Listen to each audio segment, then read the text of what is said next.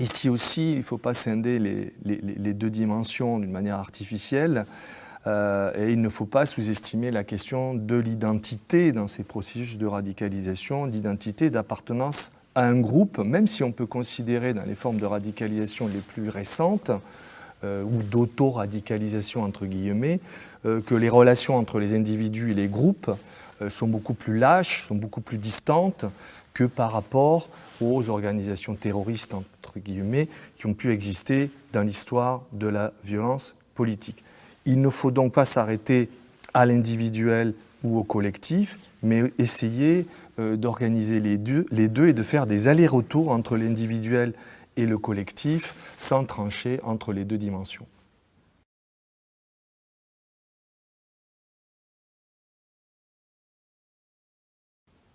Donc j'ai étudié pendant 3 ans les processus de radicalisation basque au Pays basque espagnol, donc une radicalisation nationaliste, et j'ai essayé de mettre en œuvre le programme qui a été exposé dans les questions précédentes, c'est-à-dire en faisant un choix résolument indéterministe, sans vouloir imposer des grilles préconstruites, et en insistant sur le fait que toutes ces formes de radicalisation, que ce soit la violence de rue ou l'entrée dans une organisation terroriste,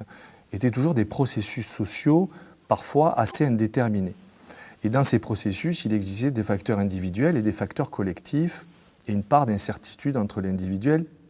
et le collectif. En ce qui concerne le Pays basque en particulier, il nous semble que ce cas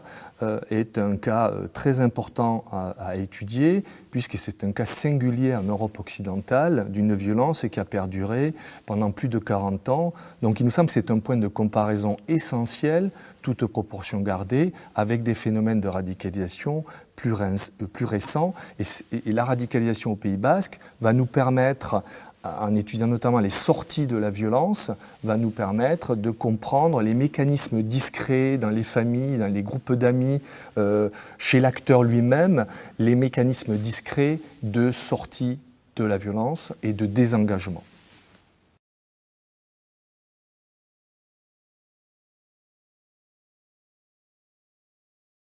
Nous avons travaillé sur un premier texte que nous sommes en train de rédiger collectivement, et nous avons insisté sur un point en particulier, sur la nécessité de rentrer dans le cœur des socialisations, et en particulier de donner une place privilégiée à l'anthropologie de la famille, c'est-à-dire de rentrer, essayer d'entrer dans ces mécanismes qui permettent aux familles de gérer ces choix, notamment des adolescents, des post-adolescents. Donc, on voudrait favoriser en particulier aussi une question qui est au cœur du programme de l'IPEV et qui n'est absolument pas traitée ou trop peu traitée par la littérature existante, c'est-à-dire comment sort-on de la violence et pas simplement comment entre-t-on dans la violence. Donc, étant entendu qu'une sortie de violence n'est pas simplement un phénomène économique ou un phénomène institutionnel ou un phénomène politique, c'est aussi un choix de l'acteur qui va déclencher un certain nombre de mécanismes, tout comme des médiations autour de lui par des pairs, par des références qui vont l'aider à délégitimer cette violence. Donc nous ferons appel